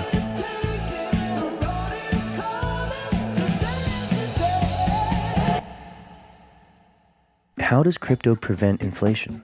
It's in limited supply, it's decentralized, and it's independent. Limited supply. Cap supply prevents inflation driven by excessive money printing. There can never be excess crypto created beyond its capped limit. Just like gold or silver, there is a finite supply on Earth. For example, there will only ever be 21 million Bitcoin in existence. Decentralization. Crypto is immune to government manipulation and censorship. Independence. Crypto is detached from national economies, avoiding political and economic disruptions. Isn't it genius? Cryptocurrency offers an escape from the worldwide dollar dependence. But how could it be implemented to the rescue? The birth of crypto and Bitcoin preceded the creation of BRICS, an alliance of nations promoting economic independence from the US dollar. If they used cryptocurrency as a bridge currency between their economies, they wouldn't need to use the dollar as the trade currency anymore. Now you're starting to get it. Just 5 months after the birth of crypto, the BRICS alliance was founded. The leaders of the BRICS nations are forging a multi-billion-dollar financial alliance. The world's top 5 emerging economies agreed on Tuesday to establish a development bank to rival Western-dominated institutions like the IMF and the World Bank. Leaders of the so-called BRIC countries get ready for their first formal summit tomorrow in Russia. 2009, BRICS Alliance founded. After studying the BRICS Alliance and its growth over the last 15 years, it's clearly influenced by the White Hat plan to take down the deep state fiat banking system. Allow me to explain why. Hegemony, leadership or dominance, especially by one country or social group over others. The US dollar has served as the world's leading reserve currency since World War II. Today, the US dollar currently represents around 58% of the value of foreign reserve holdings worldwide. This figure reflects a gradual decline over the years as the US dollar's dominance has decreased due to central banks diversifying their reserves into other currencies such as the euro, yen, renminbi, and now cryptocurrency. It wasn't until 2009 that this informal club solidified into a platform to challenge the dominance of Western powers in global affairs. Spearheaded by Russia, BRICS aimed to provide a united voice for the so-called Global South. Without US hegemony, the alliance may have never desired to unite. That is to say, if the US wasn't the bully of the world, they'd have no need to fight back.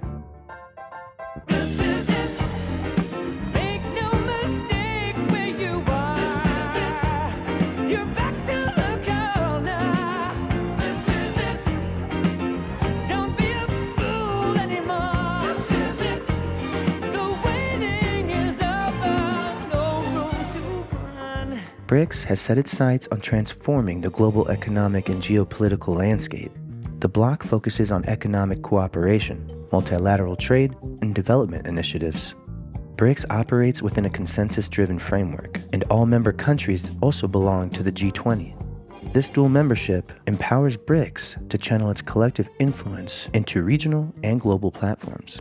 As of 2024, around 59 countries have shown interest in joining BRICS. Many nations looking to align with BRICS to reduce their dependence on the US dollar and strengthen economic cooperation through the use of local currencies and alternative financial systems. This interest reflects a significant shift in the global economic landscape. As the new alliance continued to develop, the world of crypto evolved just as much. In understanding how the world's countries move money, it's imperative to understand the old archaic way of doing so, and how XRP, not Bitcoin, will lead the charge into the realm of new. This reset will be a huge shock when Americans catch on. That's why the average person won't hear a word about the story until it's obvious to just about everyone. That's why if you're going to invest, I'd recommend you do it right now, today. And I found a small company at the center of it all. They're building the bridge between the legacy banking world and a new financial system. This firm recently bought the assets and the intellectual property to build what could become one of America's first government-accepted stablecoin networks. This company is going to become the leading firm powering the global payment system going forward. It has the intellectual property, technology, and the engineering expertise to launch a global payment system that handles every single currency from every country that's going to be faster, easier, and more cost-effective than every existing solution.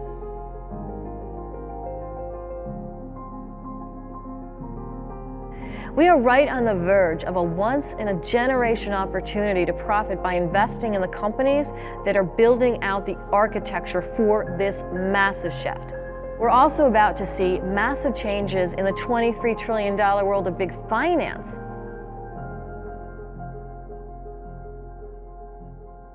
Central banks around the world are planning to go digital. Many of the legacy banks you've heard of, where you probably even keep your money, like Bank of America, Chase, Citi, Wells Fargo, they're about to be reset, overhauled by a new type of technology called fintech, which is short for financial technology. Financial technology is revolutionizing the $23 trillion old guard banking industry. But yeah, I got to remember, the central banks and the folks on Wall Street, they want to keep this transformation under wraps for as long as they possibly can. This reset will be a huge shock when Americans catch on.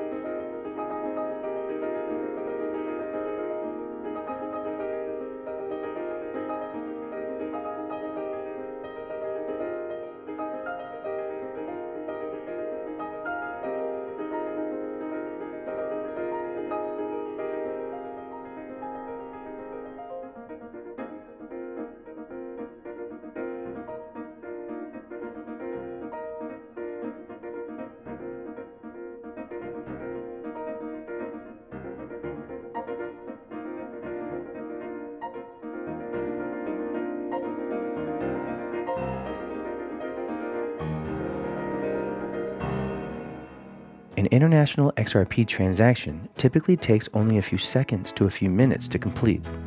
Ripple, the company behind XRP, designed the XRP ledger to facilitate fast and efficient cross-border transactions, significantly reducing the time and cost compared to traditional banking systems like SWIFT. Key features of XRP transactions include speed, cost, reliability. Speed. Most XRP transactions settle in approximately 3 to 5 seconds. Cost. Transaction fees are very low, often fractions of a cent. Reliability.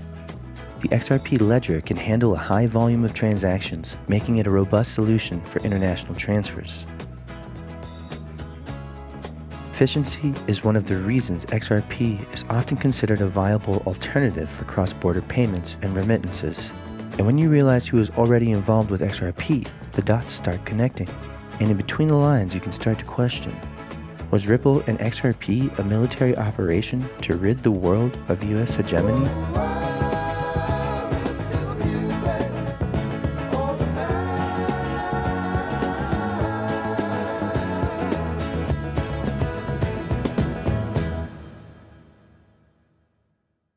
Why do I hold XRP?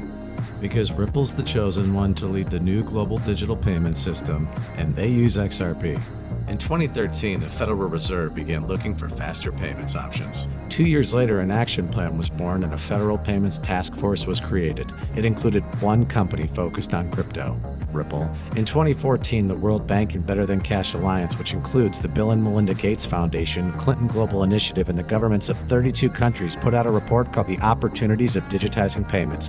1 year later, the Better Than Cash Alliance featured one crypto company on their website, Ripple. Today, Better Than Cash Alliance and all other UN initiatives are focused on a single agenda, the Sustainable Development Goals for 2030.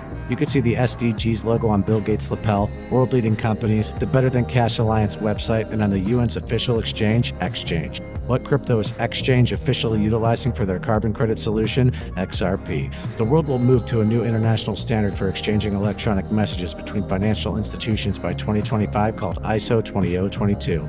Who was the first ISO 20022 member focused on distributed ledger technology? Ripple, who's partnered with over 300 financial institutions, including Bank of America, American Express, PNC, Santander, SBI, HSBC, Standard Chartered Bank, Bank of England, India, Singapore, Scotland, Australia, and Indonesia, the largest banks in Japan, Canada, Egypt, the Middle East, United Arab Emirates, Thailand, Morocco, Bhutan, South Korea, Brazil, and Latin America? Ripple, who is a former employee overseeing the Federal Reserve? Ripple, a former employee overseeing the world's largest asset manager, BlackRock's digital asset division. Ripple, leading Australia's CBDC effort. Ripple, who hired a former Treasury of the United States. Ripple, 2 former Federal Reserve attorneys to their board. Ripple, 2 former Clinton and Obama advisors, former Minister of Defense and Economics of Germany, former business director at SWIFT, former SWIFT board member, former CFO of PayPal, former head of the DTCC, former chief business officer at Uber, former VP of Amazon, and former SEC chair on their legal team. Ripple, who's a member of the Digital Pound Foundation, Digital Dollar Project, Digital Euro Association, Mojaloop, IMF's High-Level Advisory Board on FinTech, Hyperledger Blockchain Consortium, Open Payments Coalition, Faster Payments Council, Global Payments Steering Group, Cross-Border Working Group, International Association for Trusted Blockchain Applications, Crypto Climate Accord, University Blockchain Initiative, World Wide Web Consortium, and a featured partner of the World Economic Forum with 3 members of their team directly listed on the WF website, Ripple. Now, does Ripple and XRP sound like they're going to disappear, or do they sound like they're part of a much bigger plan? You decide.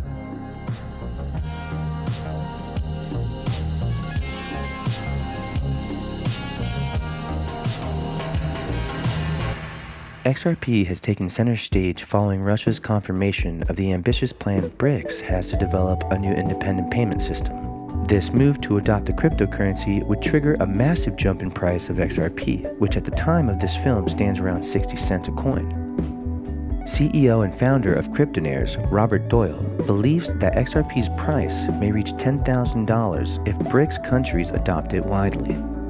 There is a general opinion that member countries in BRICS stand to gain so much from choosing XRP as their alternative to the United States dollar. Now can you see why investing into XRP is a good idea? Very soon, if not already, XRP's value will skyrocket to drastic measures, in similar fashion to what happened with Bitcoin during 2017. Bitcoin's price skyrocketed from around $1,000 in January to nearly $20,000 in December.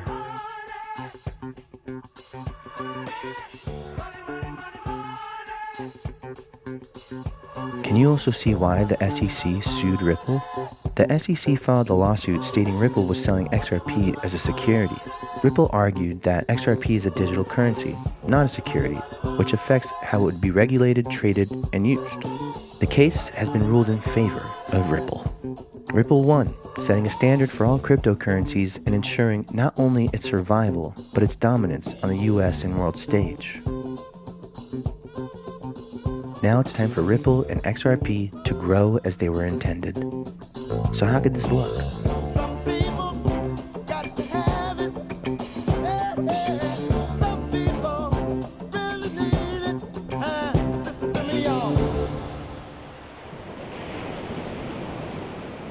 It's 2015. BRICS has grown. XRP is in existence. The tools for a financial restructure have been created and laid out. And now that the BRICS alliance was forming, I believe the White Hats understood one day post-death of the dollar, to ensure the survival of our nation, they'd need to join BRICS.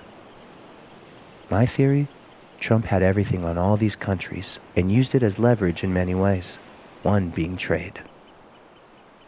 Fulfilling his promise to create the level playing field, maybe XRP was created all along to facilitate the death of the dollar and propel us into a new financial world.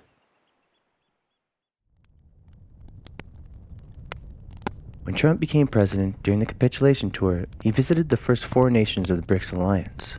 I believe this is why Trump was chosen, as he would be equipped with the outstanding negotiation skills to get the rest of the world on board. Somebody had to do it. I am the chosen one. Somebody had to do it. The reason Trump was so well received by all these countries is because they had already been in talks about leveling the playing field and making it fair. Trump was the man for the job, and the gift he brought to the rest of the budding nations was XRP and the death of the dollar. Act 4, The Road to Awe. I believe that we will all eventually, and probably very much sooner than a lot of people understand or think, we will be all at a level playing field. That's the only way that you can fairly compete. Trump speaks with the core 4 of the BRICS nations. One of Trump's first stops on the capitulation tour included a visit to China's Xi Jinping. When Donald Trump became the first foreign leader to dine in the Forbidden City since the founding of modern China, many of us wondered why. Maybe the BRICS alliance knew that Trump was on board. Maybe China treated him as a king because he was bringing back opportunity to all nations of the world by supporting BRICS.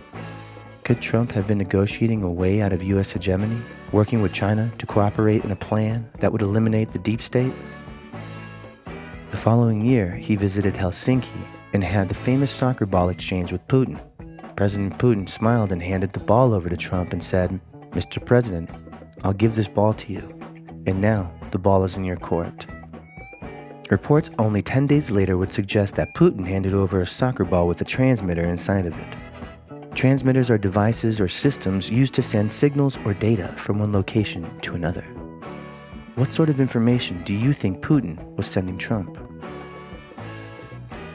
The timing says everything. Trump visits two of the biggest founding BRICS countries, who are also the two largest superpowers of the world after the United States, then returns home the same year to pass the Quantum Initiative Act. So what is the National Quantum Initiative Act? Also known as H.R. 6227, the Quantum Initiative Act is an act to provide for a coordinated federal program to accelerate quantum research and development for the economic and national security of the United States. The Act represents a strategic investment in quantum technology, which has potential applications in various fields, including computing, cryptography, and materials science, with the goal of maintaining U.S. leadership in this rapidly evolving area. While the National Quantum Initiative Act focuses on advancing quantum science and technology broadly, its implications for cryptography and, by extension, cryptocurrency are significant. The Act's efforts to advance quantum research could lead to developments that impact the security and functionality of crypto systems. In regard to the capitulation tour, isn't it starting to look like Trump was negotiating for the future of America by providing the technology necessary for BRICS to thrive, and by also ensuring the negotiation of the United States' entrance into the BRICS alliance? All a worthwhile strategy in accomplishing Donald Trump's biggest promise, draining the swamp, ending the deep state, giving America and the world a level playing field. 1 year later, Brazil's President Bolsonaro would visit Trump at the White House. Another member of the BRICS alliance would spend time with Trump. Reports state the two committed to building a new partnership between their countries with the focus on increasing prosperity, enhancing security, and promoting democracy, freedom, and national sovereignty. Could it be this meeting included talks about the U.S. joining BRICS and how we could further ensure the success of it? And a year after that, Trump would visit the last country from the core of the BRICS nations, India. The visit jump-started ties between the world's two largest democracies, which at the time had been strained under trade tensions. Bharat Mata ki, India-US friendship, long live, India-US friendship. They certainly talked about the U.S. joining BRICS. India-US friendship. As the capitulation tour ended, it became clear that Trump was taking military technology to the heads of the BRICS nations in order to equip the rest of the world with the proper tools to detach from the financial claws of the U.S. deep state. Is it becoming clear why the military chose Trump to be president and commander-in-chief?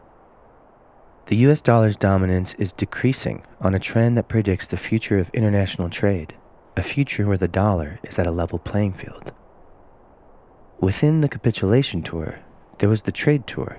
The trade tour had stops when Trump visited Asia, the EU, and Africa, all in between the capitulation tour stops.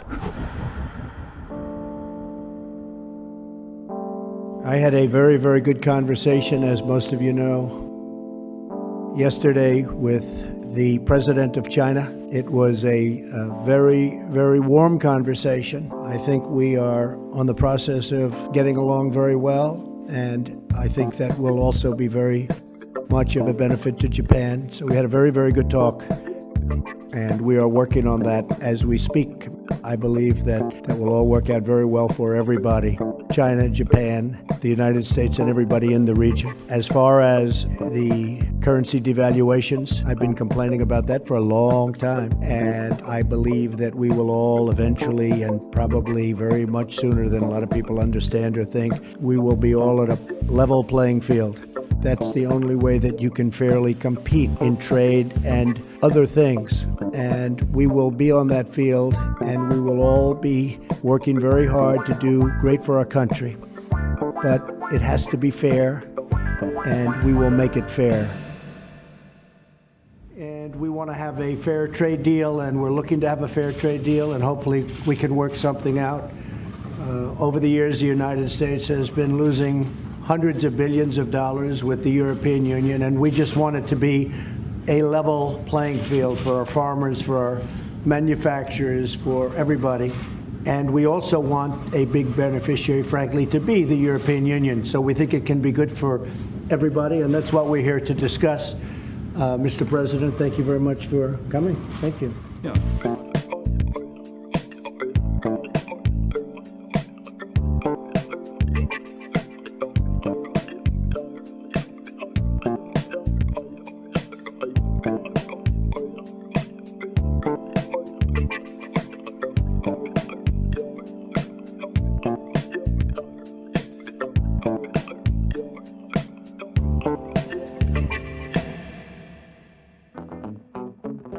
It's all about money. Money is power. It's all about creating a level playing field. It's about removing financial monopolies. This is why Trump passed the Quantum Initiative Act in 2018 and put $1.2 billion into funding the advancement of quantum technology over the following 10 years. So what will it all lead to? What will it finally look like? Act 5. The Quantum Financial System in Asara Jasara. When inflation hits the US to a point of no return, when the dollar dies and is in need of a rising phoenix from its ashes, there will be a plan. There will be a replacement. Here's where it gets exciting. With so many resources going toward quantum initiatives, there's been much speculation about the future of our world, particularly when discussing the QFS. The quantum financial system might be more than a futuristic idea. It could be the key to a revolutionary new financial era.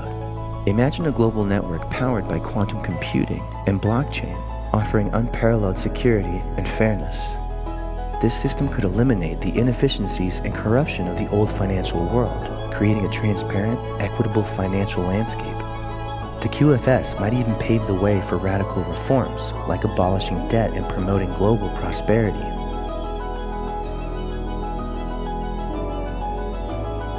In the QFS, there is no Federal Reserve, there isn't an IRS. The claws of the financial system created by the deep state cease to exist. While the full details remain speculative, it's exciting to think that the QFS could democratize financial power and open doors to a more just and prosperous world. In fact, by looking at the structures of technology and alliances already established in our world, some would say the QFS is already here. But the entire rollout is still happening before our eyes. Technology like XRP will fuel the QFS. Imagine XRP being integrated into the QFS, enhancing its ability to handle instant low-cost transactions across the globe. XRP's design, optimized for speed and scalability, aligns with the QFS's goal of creating a seamless, transparent financial system. XRP could be at the heart of a transformative financial system that reshapes global finance and democratizes economic power. The speculation about whether the BRICS nations will be part of the quantum financial system adds an intriguing layer to the conversation. As the QFS aims to overhaul global finance with advanced technologies, the BRICS countries' emerging powerhouses seeking to challenge the traditional financial order might already be the key players in this transformation. The BRICS nations are already pushing for a multipolar financial system, often advocating for alternatives to Western-dominated financial institutions. If the QFS is as revolutionary as some believe, it aligns perfectly with the BRICS nations' goals. Imagine these nations leveraging the QFS to create a new inclusive financial ecosystem that rivals traditional power structures. To millions around the world, the writing is on the wall. BRICS and XRP are the QFS. When the time comes, the US will join BRICS and will seal off the deep state from any future in our financial system. This is why alliances are being formed with the companies that rule the world. They have to bend the knee in order to continue to play the game.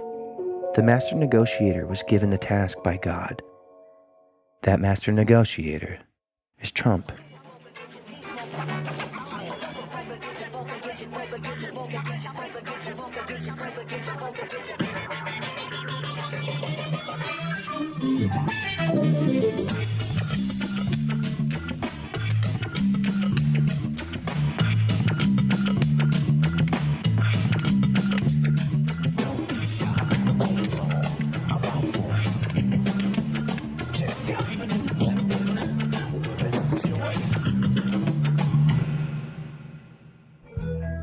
Could all this have been set into motion by what is known as Nasara and Jisara?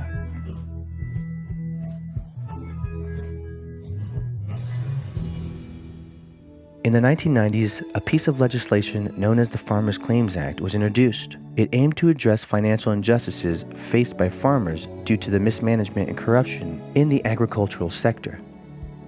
While it was a specific, targeted piece of legislation, it became a symbolic touchstone for broader reform movements.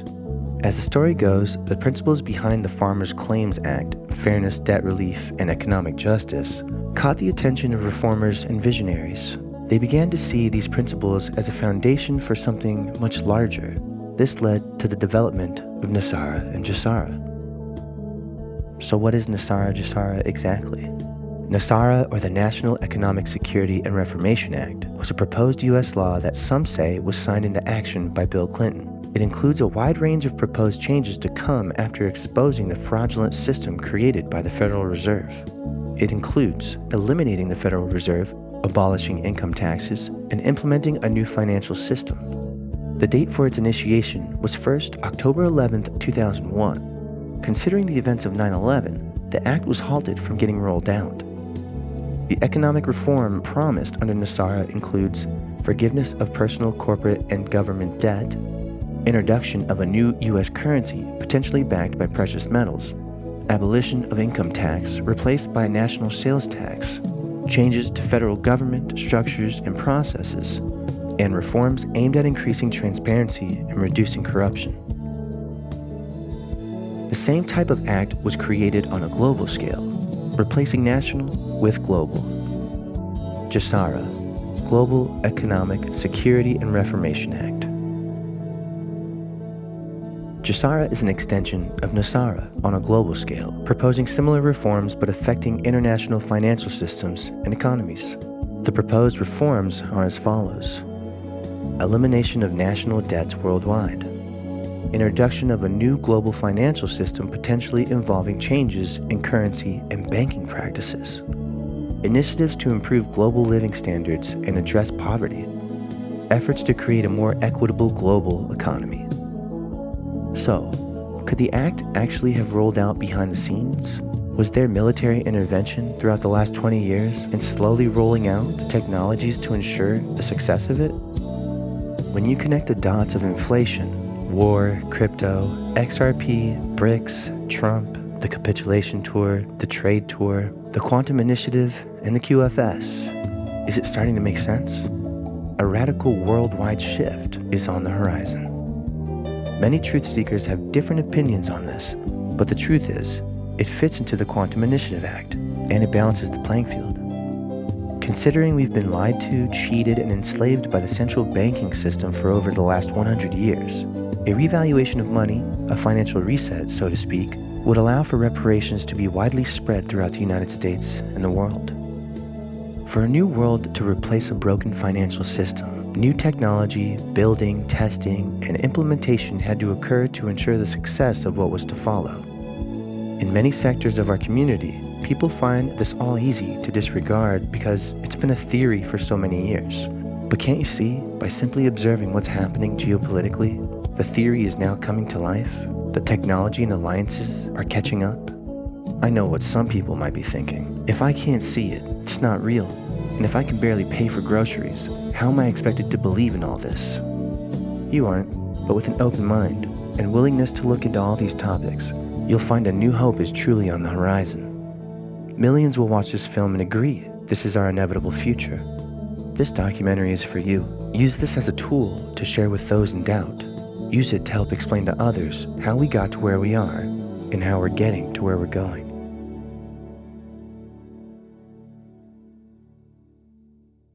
Just like Dorothy, who symbolizes America, found her way to Emerald City, following down the yellow brick road, we too are on our way to radical prosperity. Along the journey, it gets difficult to believe that there is an end, a final destination.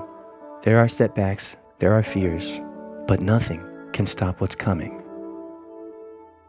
What's interesting to note in L. Frank Baum's original book, Dorothy's shoes are actually silver. However, in the 1939 film, the shoes were changed to ruby red. Following the lines of symbolism, red is the color of blood And for 100 years more, it appears the path to our prosperity cost us blood, sweat, and tears. That's not God's way. That's greed's. If Dorothy had silver shoes while walking the yellow brick road to Emerald City, then Baum's hidden meaning behind the Wizard of Oz shines brighter than ever before. True financial freedom, fairness, and abundance will be had once we return back to the gold and silver standards. In this film, we explored what's happening, not just within the US, but also the world outside of it. We've explored key moments of our past that led to our present, and key moments of our present that are leading us into a prosperous future. With so much inflation, war, and deception, the public are feeling more on edge, more anxious and combative, especially as we get closer to the US election. What if, like a phoenix rising from the ashes, things had to be this way? What if it's true? The best is yet to come. Can a Michelangelo sculpture be made without a mess? What if the future holds so much promise, yet we've been too distracted or blind to see? It's appearing more and more that the information surrounding the collapse of the US dollar and the emergence of a new worldwide financial system appears to be sound, reasonable, and essential in realizing the future we are heading toward. To some, it might be scary, and to others, it may bring abundance, as we are certainly heading toward the greatest transfer of wealth the world has ever seen. But to us, it means the greatest show on earth continues. Is it starting to make sense why the Biden administration is sending so much money to Ukraine? Why Trump allowed the Biden administration to steal the election? And why so many military flights have been to Gitmo and back? The entire show we've been watching has been orchestrated with much care to prevent the collapse of society and to ensure a smooth transition into a completely new world of finance. The largest transfer of wealth is here, and to those paying attention, there stands an opportunity for you to create massive generational wealth in this new budding digital gold rush. The death of the dollar is imminent. The economy has already crashed. It's just catching up to us. But when it dies, do remember, there is a new system waiting on the horizon. The future of our world will no longer be in the hands of a few elite bankers. Their time and power is quickly ending. Fairly soon, if not already, the world will never look the same. And if you didn't realize it yet, you are Dorothy. Everyone watching this film needs to realize that you are walking down the yellow brick road. The Tin Man represents the industrial world, the Scarecrow represents the farmers, and the Lion represents the politicians, and Dorothy represents us. There's no place like home. There's no place like home. There's no place like home. There's no place like home. We've been on the road to prosperity for some time, and after we reach Emerald City, we'll be home again. Like Dorothy in the film, we'll awaken and realize there's no place like home. There's no place like home.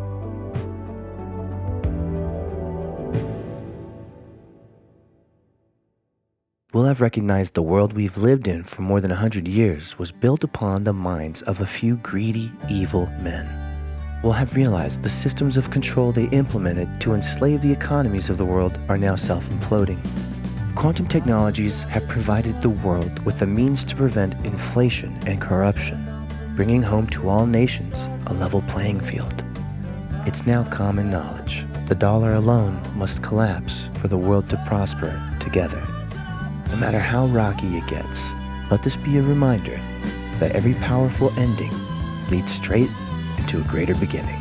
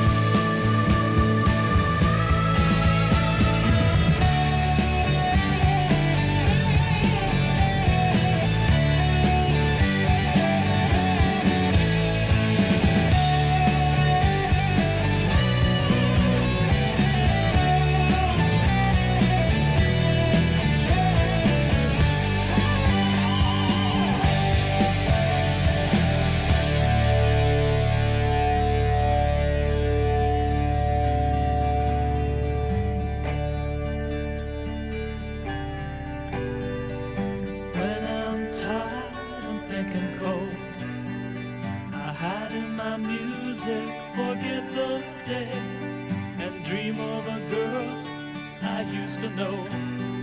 I close my eyes and she slipped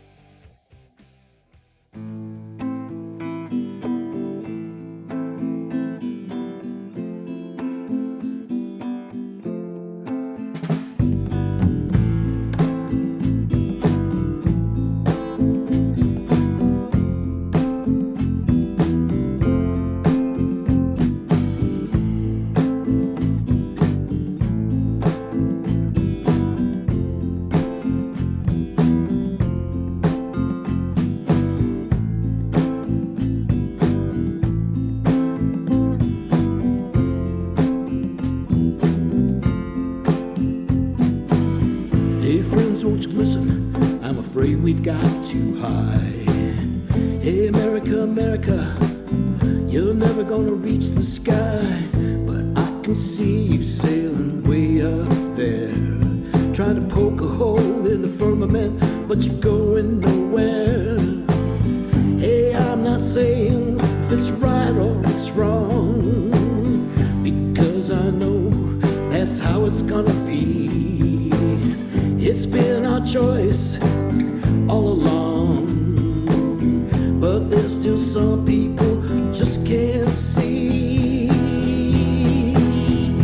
that it's coming closer. It's coming closer.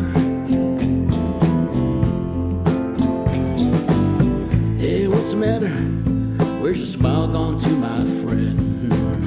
I know you want these endless, senseless wars to end, but just have patience, it's election time again. And they'll tell us there's peace, but we'll know it's just pretend. Hey, wait a minute, hold on, hey, let me guess. There's something else you wanna protest. It's not just the wars, it's the world that's getting you down. You're not